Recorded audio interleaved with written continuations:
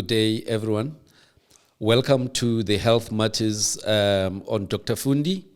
This is our 6th episode, and today we are going to be tackling a matter that is of serious, importance: the issue of the mental health of the people of South Africa. So today we will be just touching generally on a number of issues around, how big is a problem of mental health in South Africa, that is mental health challenges. What could be the driving factors behind that? As a society, do we have the ability to provide the support to those who may be going through challenges? As the health system of South Africa, do we have the capabilities to provide the necessary support and care for people who are struggling with various mental health challenges? In workplaces, do South African workplaces have what it takes, to ensure that those employees who may be struggling with issues of mental health are actually, provided with support? We have heard of issues like, the Epidemic tragedy in South Africa, where 144 of our compatriots died as a result of a project that was meant to move people from institutionalization to actually NGOs and community care. So we will just touch broadly. We will look at issues around the young people and mental health. Are the issues that are bothering the young people of South Africa? Are the issues that they are struggling with that are making them much more vulnerable to mental health challenges? In recent times, we have seen very prominent young people who are ending their lives, as a result of living with mental health challenges. But we also know that even older people are struggling with issues of mental health. We have seen also, prominent people like the late Patrick Shai, who have ended their lives as a result of issues of mental health. So today's, podcast is really to just say, let's lay groundwork, in terms of understanding what is happening in the South African landscape as far as issues of mental health is concerned. With other episodes that will come, we will zoom in deeper, for example, issues like mental health in the workplace and in other specific, topics. But for today, it's just a general discussion to lift up the discussions in our country about issues of mental health, and then with follow-up conversations, we will zoom in deeper. Welcome to everybody who has joined us on this Health Matters podcast. Today, once again, I'm with Mr. Nilton Mabaso.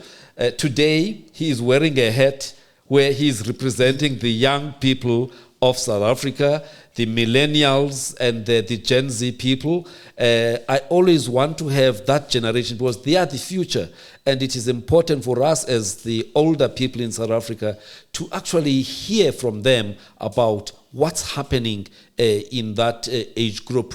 But we also have got our invisible man, Mr. Sipho Masiho, who is not visible in your picture today. But he will, ask a few questions around this very topic, because once again, we need more voices to share more insights about how we are dealing with this matter in this country. So welcome to you all. And before we get into the topic, if you are new to this podcast, please subscribe. Please, share and like this podcast. We would like, to grow this podcast to be the number one go-to podcast in South Africa by the end of 2023, and we can only do that with your support. So welcome to you all, and there is also a WhatsApp number that will be reflected. If you want to send some voice notes to that WhatsApp number, please do so, because at some point during the podcast we will answer some questions and explain certain things depending on what questions are coming through via the voice notes. Welcome to everybody. Thank you, Doc. Thank you, Doc. Thank you. Doc, so I think the first question that we need to look at is, as a Rainbow Nation, there are a lot of issues from the past that seem to be affecting our current mental health. So what's your take on that? You're actually right. Sometimes we just look at the situation as it is and not take time to reflect on where do we come from. As South Africans, we come from a history that we are not proud of. We only year 29 in the new South Africa. Before then, there was the apartheid, and before then, there was colonialism. And a lot of things that we are seeing in South Africa and experiencing in South Africa today can be traced back to, pre-1994. Now, one thing one must say is that South Africa, as the population of this country, a significant percentage, especially those people who were already adults by 1994, we have issues that come from the past. Some of those are actually still affecting us in how we see the world and react to the world. For example, in the mid-80s, when I was still a student, at medical school in Durban, we used to have running battles with the soldiers and the police. Some of the people I was in the class with, were killed by the police. Some of them, we only got to know what happened to them during the Truth Commission. And so traumas of the past certainly do still affect how we respond to things today. In the townships, there would be the SADF, South African Defence Force, troops that would be walking up and down and terrorizing people, to an extent that some people today, they still have traumas from those days, whereby when they see somebody who's white in the township, or even in the urban areas, they are still reminded, about those things from the past. Some people lost their loved ones and they still don't know what happened to their loved ones even today. Whilst in the Truth Commission, we heard that some people were thrown into rivers where there are crocodiles, or other people were buried in graves. So there's a lot of anger still because of some of the things from the past. And how do we see these things? The level of road rage that we have here in South Africa. And by the way, these traumas are not only one-sided, where it was maybe the white people, on black people, but there was also black-on-black violence, in KZN and also in Gauteng. There were a lot of fights between the IFP, and the ANC, and a lot of violence that took place. But also, as part of the struggle, we were meant to understand that we needed to make the country ungovernable. And making the country ungovernable also meant violence, violence against the state or anything that actually represented the state. And then we now get surprised at how much is the level of violence in South Africa today. When we look at what we call quadruple disease burden in South Africa, amongst the top 4 of the leading problems in our healthcare space is the level of violence. Stabbings, shootings, and gender-based violence and all of those things. So your question is very spot on, that in some way our past as South Africans, black and white, does affect how we deal with issues today. From time to time, we've got these sporadic, situations of race-based kind of violence, which just shows you that underneath there's still stuff that is bubbling that has not been dealt with. So we need to be mindful of these, that we are a nation that is traumatized. We are a nation that is still trying to deal with the past. We are a nation that, yes, we are trying to reconcile and do things in a way that we become that rainbow nation that Bishop Tutu spoke about. But it takes, a small incident to actually expose that underlying all of these things, there are serious mental health challenges. And I want to make a distinction to say mental health challenges, that's a broad term, but obviously some of these, they lead to what we call mental health disorders. That is where people now are dysfunctional socially, occupationally, or otherwise. So not everybody who's got a mental health problem has got a mental health disorder. A disorder is when things have progressed to a point where they are dysfunctional. But for the purpose of this discussion, when we talk about mental health challenges, we are inclusive of people with mental health disorders. Okay. So, as the youth, we tend to inherit all of this stress that you had, like our parents take and instill in us those type of understandings and mindsets that they had. So we have younger people still practicing the same stuff that you guys experienced, which I don't know if that's the right way to move towards fixing those type of issues, because if we're inheriting the same problems from our parents, we are then going to give those same problems to our kids. So what's your take on that? Well, I wouldn't necessarily say you are inheriting those, but I think what you are saying is that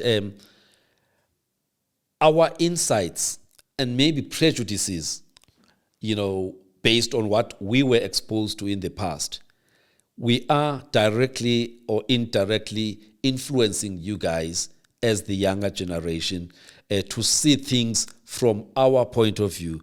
And in a way, even though you were not exposed to some of those things, but somehow you end up actually, seeing them from our lens. I remember sometime, maybe about 10 years ago, I was driving up Chapman's Peak with my son.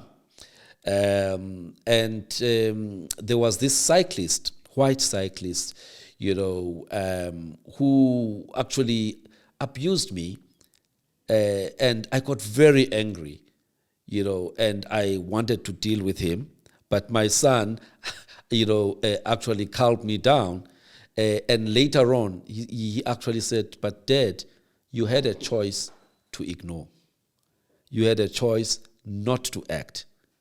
But the way you responded, I had never seen you like that."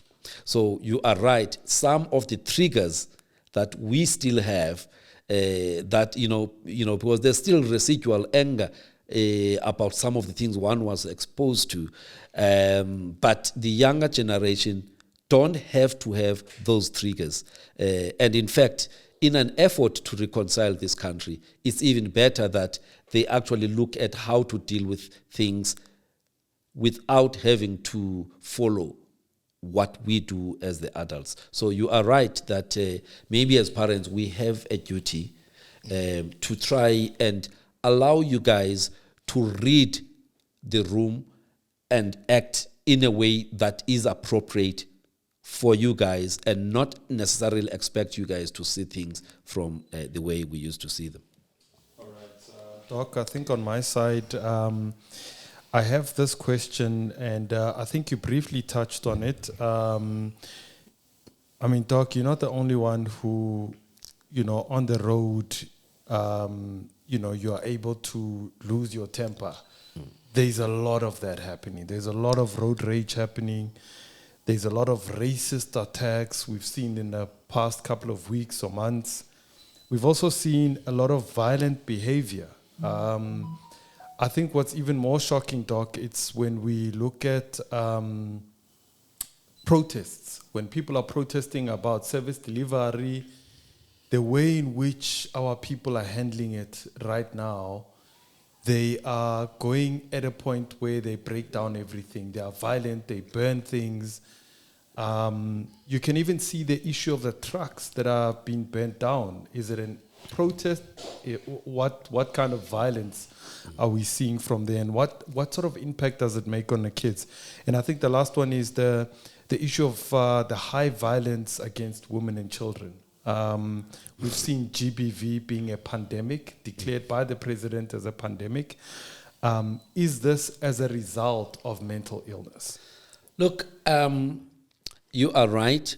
We are a violent nation. Yeah? We are a violent nation in South Africa. And there are many things that are contributing to that. Part of it is what happened in the past. You know, in our society, like you've just said, when people are protesting, they use violence quite a number of times to get themselves heard. But we need to go back. We were encouraged to actually make any form of authority or governance ungovernable as a way of ending apartheid. So when apartheid ended, we got into the new South Africa. We were all happy that we were in the new South Africa, but the movements that had encouraged, you know, civil disobedience and violence and turning a blind eye to things like necklacing, they did not come back to say, now that we are in the new South Africa, we need to do things differently when we protest, you know. And so some of the tactics that were used to bring down the apartheid, we did not stop them. We were not encouraged to stop them. And so what has happened is that now that people are unhappy about a different set of issues in society, what is it that they know as a tool? They know violence, they know violent protests, and they know that, just disobey authority. And so we need to acknowledge that, and we need to deal with that. We are a nation that needs healing. And for as long as we don't heal our nation and try to also make them understand that nowadays you don't have to ban, the public facilities, because those are your facilities. When you ban a library, it is your people that are going to be suffering. When you ban a clinic, you are the one who's going to be suffering. So I think there is a need for us to actually correct that, correct the fact that we need new tactics today. The issue of GBV is another manifestation of the violent society that we have. I know some people may not be happy with me with what I'm going to share, but there is a sense or a phrase that says, hate people, yeah? In the conversations around GBV, for example, there's a lot of protests that take place and, men are trash and everything like that. But I think there's one thing that I don't think has been done to acknowledge that some of these guys, because it's not the majority of men who are perpetrators, but the majority of incidences are perpetrated by men. Now, what we have not looked at is, of these people, how many of them are actually people who are traumatized from the past? How many grew up without parents, their fathers? How many were sodomized when they were actually growing up? So there isn't much of that voice. I know one or two organizations like Matrix Men that are actually focusing on men who have been traumatized from the past, who end up, causing harm on other people. There is another phrase that say, you are cut or you are injured by other people, but you end up bleeding on people who know nothing about what injured you. So what I'm trying to say here, somebody was traumatized by a particular situation. And remember, as a male, it's not so easy to come forward and say, I've been sodomized, I've been this, I've been that. Again, before our show, I was talking about Benjamin Mendy of Manchester City, who yesterday was acquitted after the second trial by a grand jury, in the UK. But there is another young man, Dele, who used to play for Tottenham Hotspurs. All right? This young man, this past week, has just come out publicly to say he was sodomized at the age of 6. By the age of 7, he was already smoking and drinking. And then there's other abuses that he also suffered. So we just see a soccer player who, we expect him to be perfect. We didn't know that his struggles are as a result of what happened to him in his childhood. So what I'm trying to say then is that, that young man who is struggling in his professional life, for the first time he has told the world that he has been carrying, a mental health challenge, a trauma from the past, And so how many of the perpetrators of GBV or even femicide are actually people, with that kind of past? Obviously, that's not the conversation that we are having, because it's almost like one is saying, there is a reason for people to do this. But the truth is, unless people are picked up early who have got those kind of past traumas, they are assisted early, the only time we will know about them is when they have committed gruesome activities. So I think we need to understand that the issue of mental health is very important, and no one is written on the face that they've got a mental health challenge. You only see them behaving in a manner that is unexpected when they are actually put in certain situations.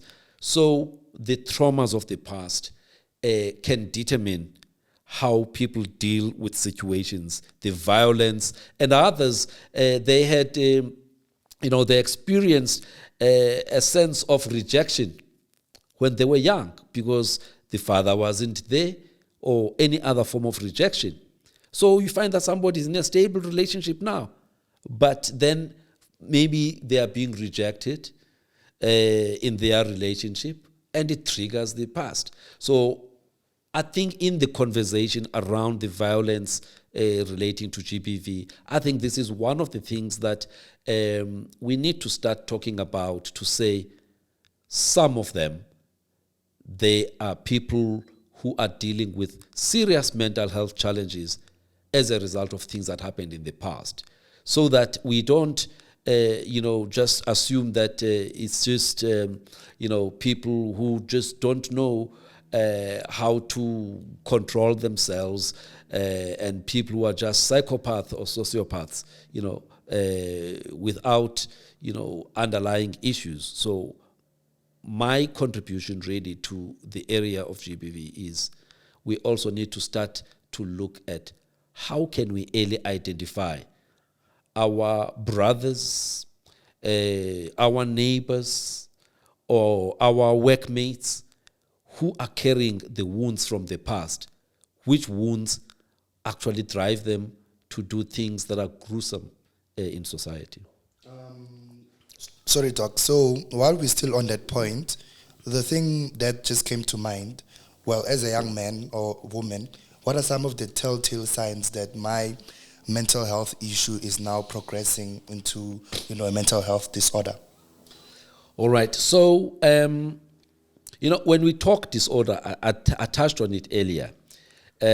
When we call something a disorder, is when there is some level of dysfunction, socially, that is at home or in society, or in the workplace. So when we talk mental health broadly, depression, you can have a depressed mood without having a disorder that is called major depression, yeah, where you are dysfunctional. You can have anxiety, as an emotion, but that does not always mean that you've got an anxiety disorder where you are dysfunctional. So whenever we say disorder, it's because we're saying you are dysfunctional. But prior to you being dysfunctional, you may express certain, changes in behavior, changes in mood, but also changes in thought processes. So mental health disorders generally present in one of those three ways. Changes in your mood. Either your mood is too low, which we call depression, for a prolonged period, and you lose interest on things that you used to enjoy before, or you may be anxious. Anxiety is about being very worried about what is still to come, and there's different types of anxieties. There may be what we call a psychosis, where you hear things that other people can't hear. You see things that other people cannot see. You feel things that other people cannot see. You feel like something is moving on your skin.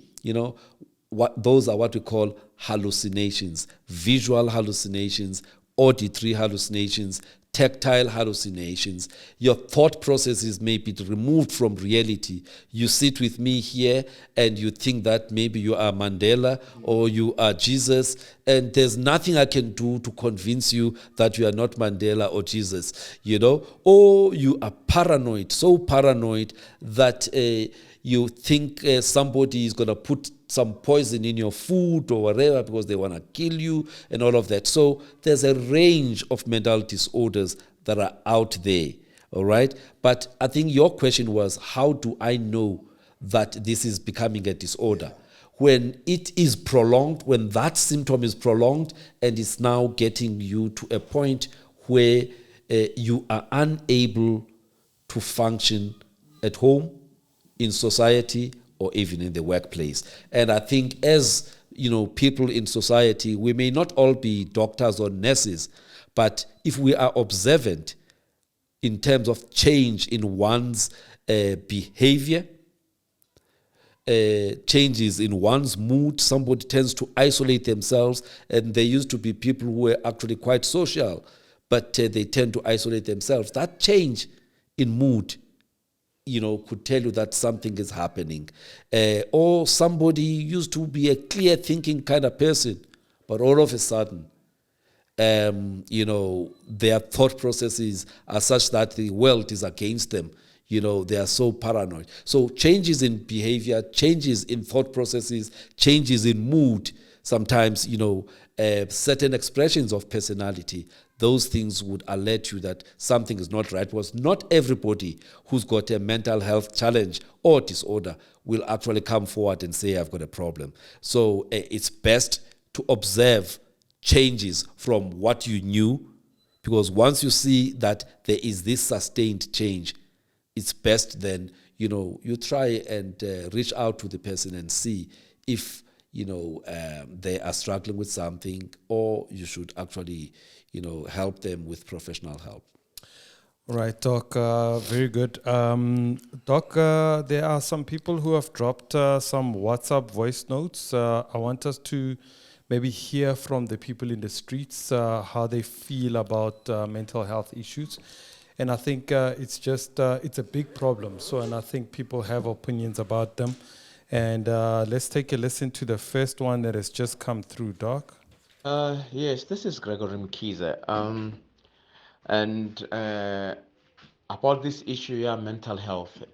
You know, this thing it's real, and Rona Mona, we are helping community ka farm. We are an ecosystem for change. We use agriculture as a tool to transform the mindset of our people here to the new level of thinking. So actually what we are doing, Mona, we can see Bana Barba Trainang, we have about 52 kids. Um, each and every weekend. You can see Urbanavana, they are disturbed. So what we are doing here, re ba thusa ka hore ba kgone ho dlala ka mobu, like when we do germination of seeds, when we do soil preparation, when we do all things of farming. So ba tshwara ba engage mara wa bona hore hanyane hanyane they trying to think better. Re be re tla ho ba baholonyana bana, like bo this youth guys bo ba bang ba leng di-drugseng, we try to accommodate them mona mo famong ya ha rona, because we're teaching community mona actually to do organic farming. We produce organic food, and then even when we cook our food, because baja mona every day, when we cook our food, ha ba le training mona ra ba bitsa le bona hore ba thuse ho harvesta, ba thuse ho chopa, then ba zama hore ba be around the crops tsa rona mona. So ke that thing ya ba thusa, but you can see hore there's something wrong upstairs, and then wa ho wa bonagala hore more our townships, they don't take care of that. I think hore re shebe that thing, we need to focus in this issue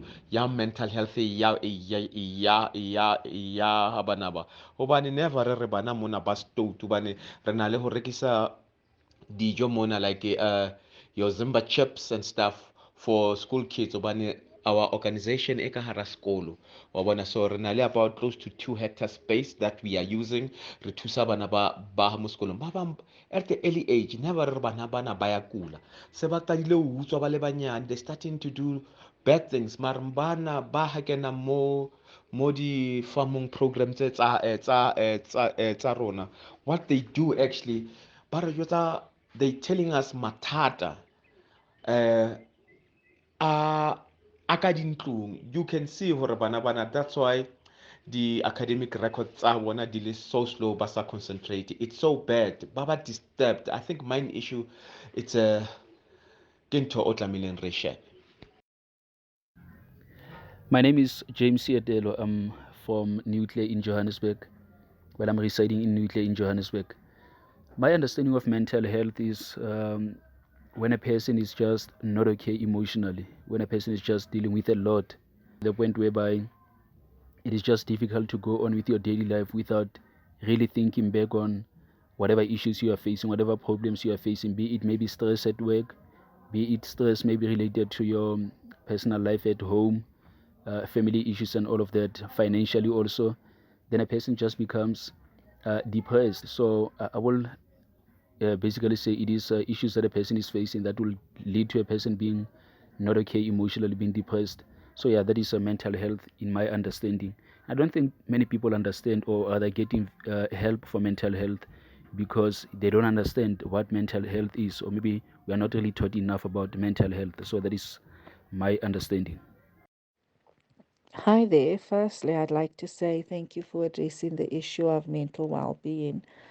To me, the term mental well being or mental health speaks to psychological as well as emotional health or well being, a subject that is often overlooked, underestimated, suppressed. Because you can't necessarily see that somebody is suffering psychologically or emotionally. Personally, I don't think that there is that it's very accessible. Yes, there are a lot of people offering their services, but it's not cheap, it's not affordable if you're unemployed or if you have a single income household. And secondly, if you do pay for those services, they aren't always effective. I know of a lot of people who go to therapy for years, years and years without resolution. Or sometimes therapy puts you in a worse situation than you were before you went to therapy. So a lot can be done in this space. Wow. Yeah. Each one of those voice notes is actually spot on some aspect of mental health. I'll start with Gregory. Gregory seems to be somebody who is running some NPO or NGO that works with schools, whereby they are using agriculture, exposing kids, to new learnings around the value chain of agriculture, teaching them, new skills, as a way to take the kids out of their day-to-day stresses, or being idle, because we know idle minds, they are actually vulnerable, to being co-opted to do things that are not right. So, and what he's saying there is that he is picking that some of these kids, they are coming from difficult situations at home, and through their interventions, and this is what is referred to, when you talk of coping mechanisms, there are different types of coping mechanisms. There is denial, which is a coping mechanism, which is a destructive form of coping.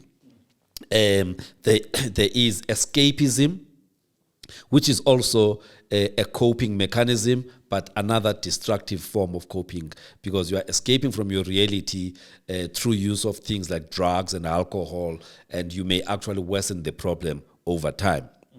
But what Gregory is doing is what we call positive distraction. These kids are going through a lot at home, but when they are with the NPO, they are actually involved in stuff that is positive, stuff that is building, stuff that is constructive. And in the process, they are learning a lot. And that's one way of coping, a positive way or a constructive form of coping, So it is very, very important, it is very, very important that as members of society, we know and we realize that these people in society, whether young or old, they do need support, but we must encourage them to adopt constructive ways of support. And the kind of work that Gregory is doing with his NPO to actually teach these kids over the weekend skills in agriculture is actually a good way, making a difference to others. And so that's a good way. So this is what we call positive distraction, because they are being distracted from the reality by doing something that is positive, which in turn helps them to deal with the issues that they are having at home. By the time they go back home, the situation may not have changed. However, there may be, they may have a positive feeling based on what they experienced whilst they are there. There's James Siatelo, who seems to be talking a lot around issues of mood kind of disorders, depression, people who are stressed by situations at home, who are stressed by finances, people who are experiencing difficulties in life. Now, in South Africa today, of all the mental health disorders out there, the most common disorder is actually depression. Talk about the disorder. Depression, even in workplaces, the majority of people who have mental health disorders, they have got major depression. So what James is talking about then is that he comes into contact with a lot of people who have got depressive symptoms or who have got full-blown, major depression. And unfortunately, these people do not access proper professional help. And some of them don't talk openly about these. And that is not really a surprise. And maybe that's the reason for this show, that in South Africa, a lot of people who have got mental health challenges or disorders do not timeously access professional services. That is partly because our health system, national, provincial, obviously delivery is happening at provincial level, it's so much biased towards physical health, such that people with mental health challenges, they don't really get proper care, in the sense that they will go to a bara or other general hospitals, and if they are seriously ill, they may be admitted for 72 hours, but in most cases, people need to be under care for much longer than the 72 hours, and so we as a country need to prioritize mental health services at all levels, from primary care level to secondary care level to tertiary care level, because when we capacitate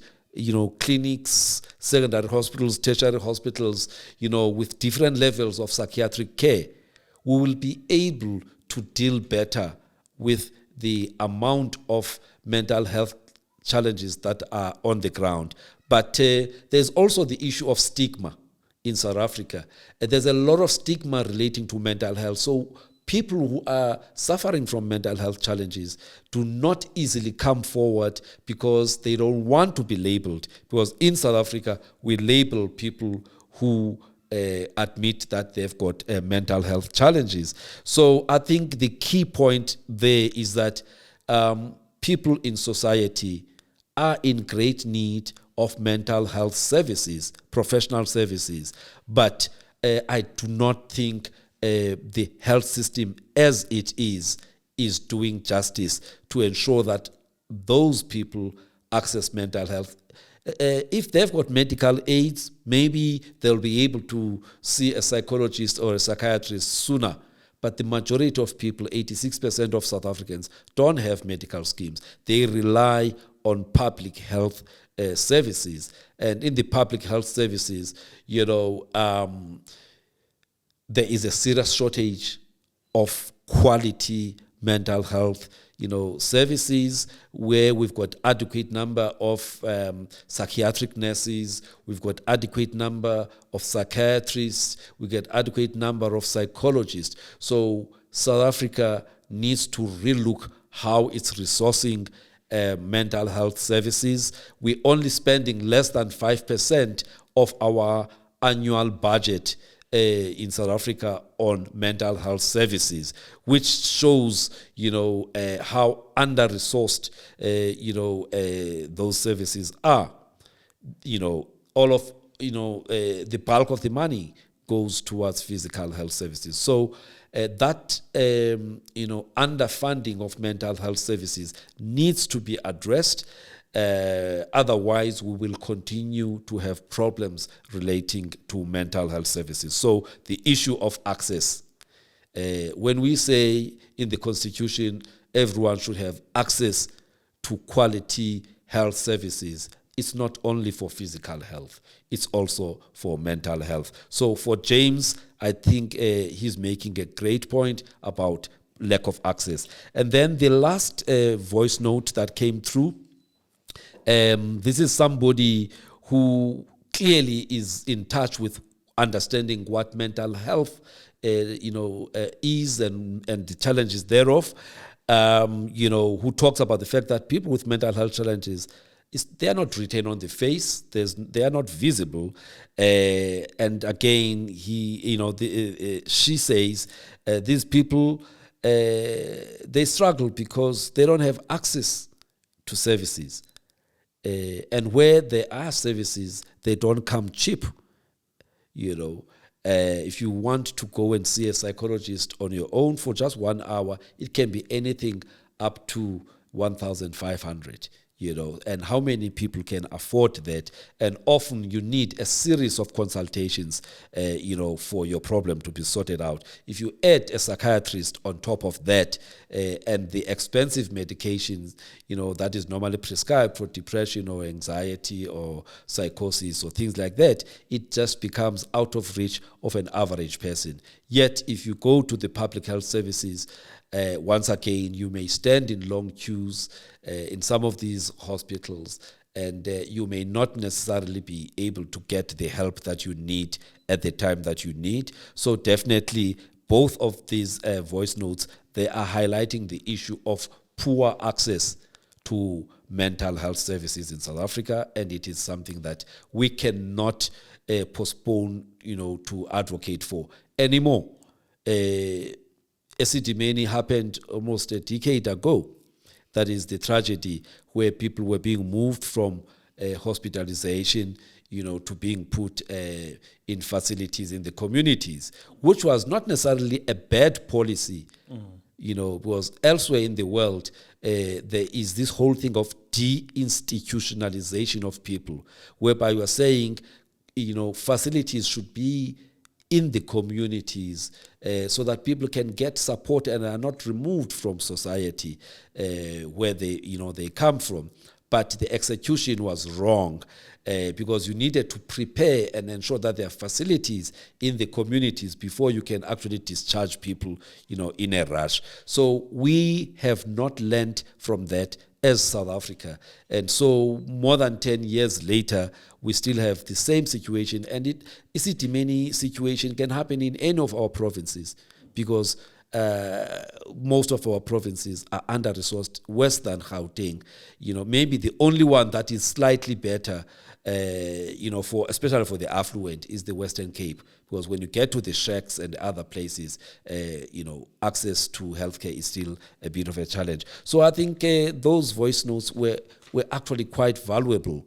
They are highlighting the fact that mental health challenges, the number of mental health users out there who do not have access to quality healthcare is becoming a big problem. And with COVID, more people now are actually suffering from mental health challenges, whether we're talking workplaces or in the general population.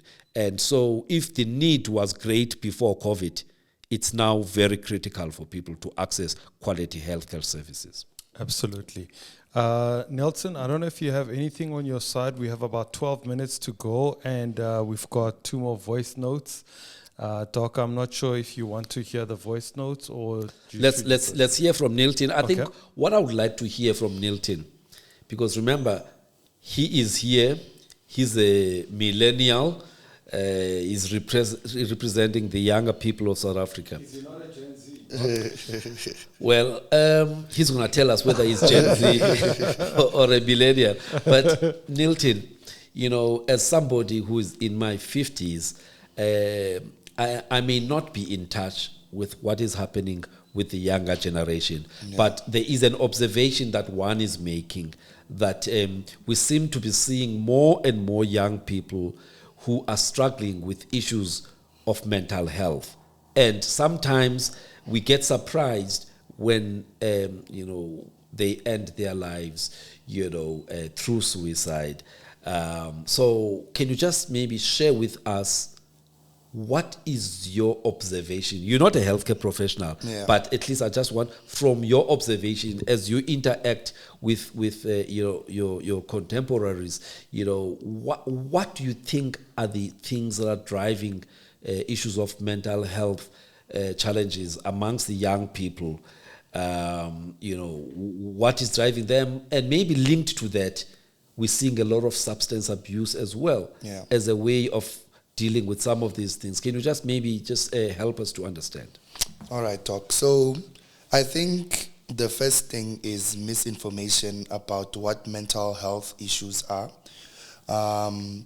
For instance, I'll just give a simple example. There is a sudden increase within our age group of people who are mistaking, mental health issues for a calling, which is something like you're explaining, with psychosis and stuff. And because from how we're brought up, we are Africans. Yeah.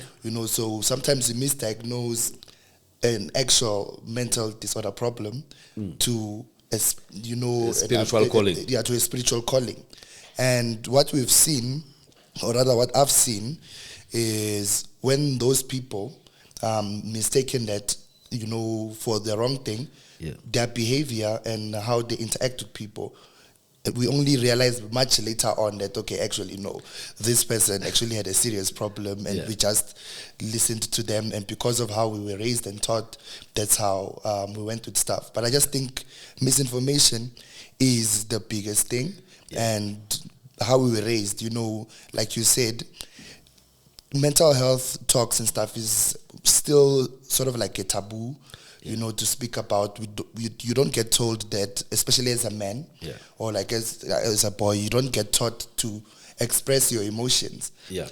We still do experience those things, like in this day and time where a man, social media tells you that a man needs to be 1, 2, 3, 4, 5. Yeah. And then you have those unnecessary societal pressures, and then which also do result in a lot of, mental health problems, because you always pressured to compete with something. There was a TikTok or a Twitter that was trending, I think a week back. It's grade 11, I think grade 10 or grade 11 girl, and she's speaking about how a guy who, I'm assuming her age, when they want to go on a date or something, they need to buy them an outfit. They need to pay for their transport. They need to pick them up in a car, and then they need to drop them home again, and then you need to give them money for taking them out. So I mean, that's not realistic. So that's what we are faced with. Yeah. So are you saying it's much more expensive for you guys to date nowadays? I think everything, for us, during our days, you just go to a cinema, a can of Coke and medium size, what's that thing, popcorn, that's cool.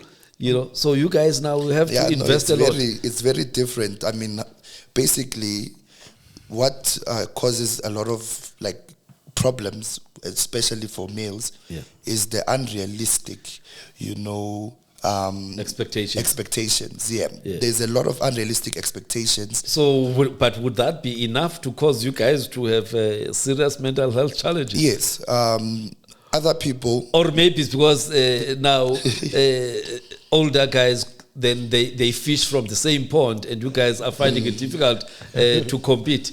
Well, I mean, that too does contribute. But I think what you touched about on, in terms of denial, I know of a lot of people who they've succumbed to the pressures and they drink every day, Doc. Yes. Every day. They wake up, they drink, and speak about what it could have been.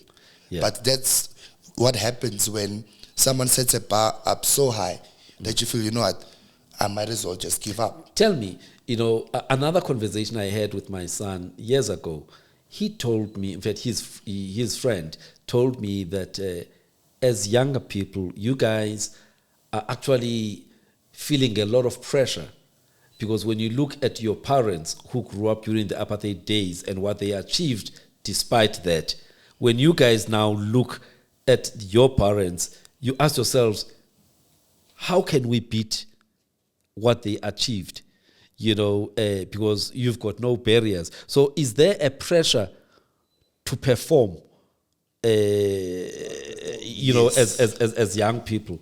Yes, there is. So I think because, when we look at our parents and what they've achieved in such constrained environments, and we have limitless opportunities, but yet we're not achieving the same, it does contribute to a sense of feeling underachieved, because, well, how I was taught, or how we are all taught, is that we need to do better than our parents. So that they can be the next generation should be better than the previous generation. Yes, but we're having a situation where the previous generation is still better than the current generation. You Yeah. know? But I think it's also because of the new distractions. There's just too many new things that do take away and do, like I'm saying, the pressures. Yeah. I'm pressured to achieve Yeah. and be better than my mom and dad. Yeah. I'm also pressured to have more money than Doc, so I can take a girl out on a date. You know, it's crazy. The society we're living in. So, now. but basically, you are acknowledging that young people are actually challenged, by a number of socio-economic issues. Sometimes even, unemployed graduates who spend a lot of time learning, and getting those certificates, but they're not able to get opportunities. Yeah. But how easy is it for you guys to then say, I need help? Okay, because asking for help, takes a lot of courage, and I don't think all of us have that courage to say. And also being men, we are socialized. Not to easily, open up around issues of stress or even issues of mental health, because there's that thing that men don't cry, cowboys don't cry. And men are providers, yes. all of those things. So if you have to be a pillar all the time, then you can't wither and say, look, I need help because I'm struggling, or this pressure is too much for me. Because you need to man up, as they say. You know? So what do you think should happen out there to encourage more younger people to actually seek help timeously than for us to read about them when they have terminated their lives? I think just access to information and like you said, there needs to be at least more resources put into, the mental health services. I think that's the only way it can help. And just making it a norm. Awareness, creating awareness, dealing with stigma, dealing with discrimination. Exactly. Normalizing seeking help. Exactly. So if once seeking help is normal, then I think all of these issues would gradually disappear. Yeah. But the one of competing with the older guys, I don't think it's not going to end anytime soon. All right. Yeah. Doc, I think... were there any other voice notes? Yeah, we do have Just voice notes. We've got 2 minutes to go. I'll play the last one and then maybe you can close off with it. Yeah. Is that okay? Okay.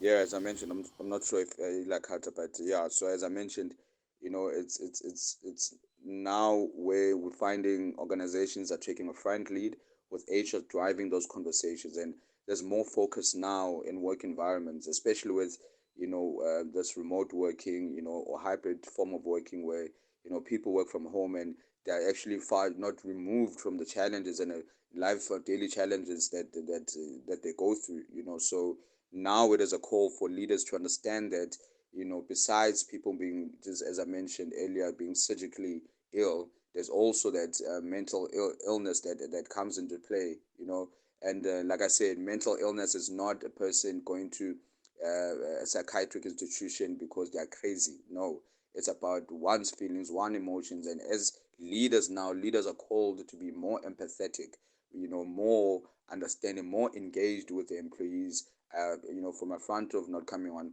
they're driving results, driving performance, but also understanding that you need people's well-being, you need people's health, for them to be able to produce, the work that the labor that you give to them. So I think the focus now is just saying that organizations have created those platforms, open platforms of engagement around, are you okay, are you well, and how can I help you? And I think those conversations now we're starting to see, one locally and across the globe. And I think COVID was an eye-opener on many things because it brought about, the essence and really, really, really key challenges around, mental illness and how much and how deep it affects people. And I think now it's about education all the time. So, Doc, it was a very, very, very, very long two-part WhatsApp. But I think you've got the gist of it. I think what I like about him is acknowledging that post-COVID-19, the issue of mental health has become a serious problem, but But also what he's saying is that he is seeing quite a number of organizations putting in place corporate wellness programs that are actually assisting employees with information and also assisting employees to care for those people who are struggling with mental health challenges.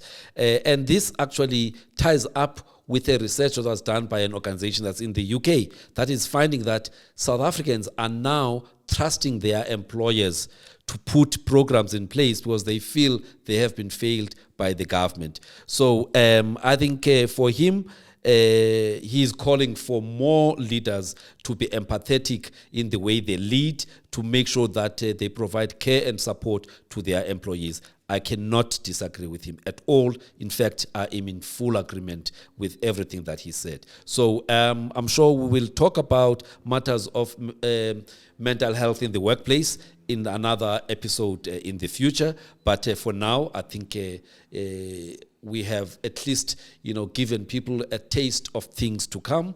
We will now go deeper, in the various areas of mental health.